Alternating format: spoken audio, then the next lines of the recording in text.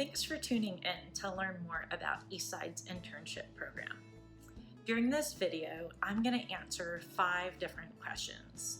First, why does Eastside have an internship program? 2, how much should you depend on this internship source? 3, how does the alumni team identify candidates for a particular internship opportunity?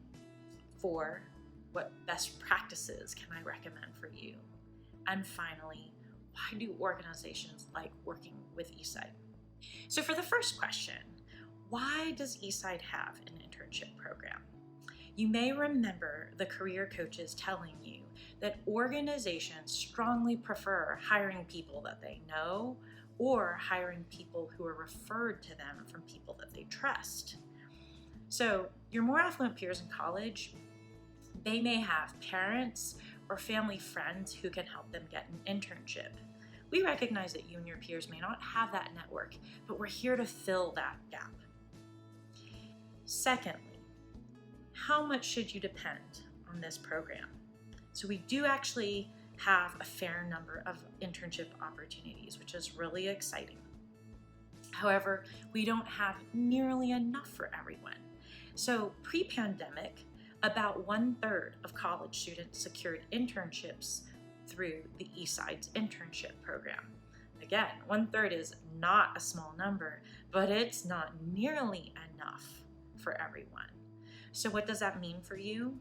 1, definitely pay attention if your career coaches are contacting you about an internship opportunity, but also most definitely do not just wait for Eastside to identify an opportunity for you. You should be working with your career coaches to apply to internships that you find through other sources. 3, how does the alumni team go about identifying candidates? This is something that I want to address because I think sometimes alums think there's great mystery behind this, and there really shouldn't be. So first we have to start with understanding what is it that the organization is looking for. I talk to recruiters or hiring managers to understand qualifications and expectations. The next thing is then the career coaches and the college coaches step back and think through the conversations that they've had with you and what they know about not only your strengths, but your interests, your career interests, short and long term. And with all of that information, we go through the process of identifying who might be a good candidate for a particular internship opportunity. Now, sometimes we have to prioritize within the group of alums that we think would be a good fit. Trust me, if we could have everybody apply, we would. But sometimes we know there are a limited number of spots or even a limited number of applications that can be accepted by the organization. I want to be, and the career coaches want to be respectful of your time. So you can imagine, I don't want to ask you to apply for an internship if I just know that there's not a chance you're going to get it this year because there are so many other candidates who are stronger. That doesn't mean it can't be a good opportunity for you in future summers. So again, that's our process. However, having said that, if there is an internship opportunity that you've heard about from another alum and you find it really exciting and you haven't heard about it from your career coach, don't hesitate to reach out and ask them about it. It's totally fine. We won't be offended that you're excited to learn more. We think it's great, but we will either tell you that, oh, we had no idea that you were interested, or we'll tell you that we don't think that given all the potential candidates that we have, that it's the right choice for you to apply this year. Next, what best practices can I offer?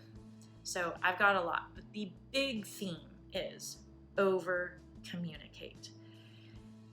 Respond quickly, whether it's to your career coach or to recruiters or to hiring managers. When you're in the internship recruiting process, you cannot wait to respond 2 or 3 or 5 days after receiving an email, a phone call, a voicemail, or a text message. So make sure that you're very responsive.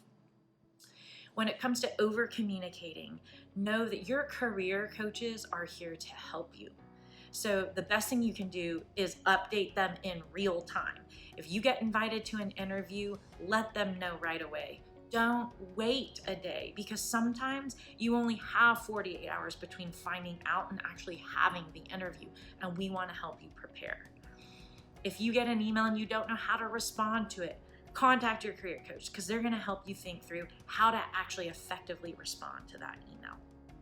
If you get an offer, let your career coach know, because they can help you negotiate. They can help you figure out how to juggle that offer with maybe another interview that you have in the pipeline.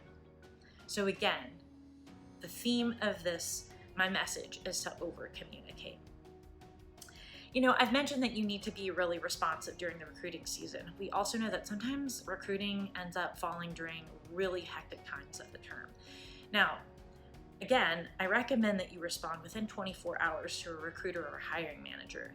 But let's just say something happens where you realize it's been 3 days or 5 days and you haven't responded. Rather than just ignoring the whole situation, please, again, contact your career coach, and they will help you problem solve and figure out, is there any course correction that can be done? Is there not? I don't know, but your best bet is to make sure you circle back with your career coaches. Another thing is, please assume that any opportunity that we reach out and discuss with you is a paid internship, unless we specify otherwise. We have very, very few unpaid internships, and those unpaid internships are usually associated with a scholarship opportunity. But if we have not said anything in an email or text message about the internship opportunity that we're contacting you about, please assume that it is a paid internship opportunity. During recruiting season, make sure that your voicemail is set up, but furthermore, do not answer phone calls from phone numbers that you do not recognize. Now, some of you already don't answer phone calls from numbers that you don't recognize, but some of you do, and I realize you're trying to be polite, but here's the issue. It could be a recruiter, could be a manager calling you about an application that you've submitted. And when you answer the phone, they may dive right into an interview. And you may be walking somewhere outside with your dog. You may be with your kid's sister or brother, helping them with their homework. It just may not be a good time. Even if none of those things are true, you're probably not prepared for the interview. So you want to make sure that you let that call go to voicemail. And then you want to make sure you check the voicemail and respond quickly. Again, this is to give you a chance to prepare for the interview before you actually have the interview. Okay, finally, my last question that I'm going to answer, which is, why do organizations work with Eastside? So back to that point that I made, that organizations really like referrals, they view us as a trusted source. They know the caliber of an Eastside alum. I know you all think that all the hard work you do doesn't always get recognized, but trust me, they actually do recognize that you all work incredibly hard, and they value that. Also, they know about the Eastside career team, and they know our approach, and they understand that fundamentally we approach recruiting as recruiters. So we're doing work for them. And they really appreciate the efficiency in that, because they have a lot going on and they just want to find good people for their internship. So you can imagine that organizations that are trying to find good candidates, and not only just good candidates, but they do want candidates from diverse backgrounds, and they recognize that Eastside has an answer for all of this. We are a trusted resource. They know that if we refer you, we believe in you. We are saying we think you're going to be great.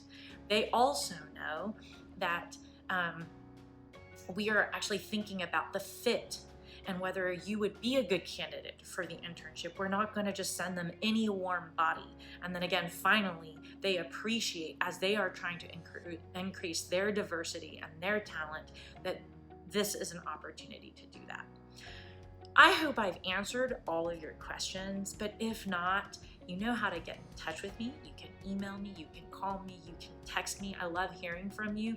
You're also welcome to ask your career coaches any questions about the Eastside internship program. I hope this has been helpful.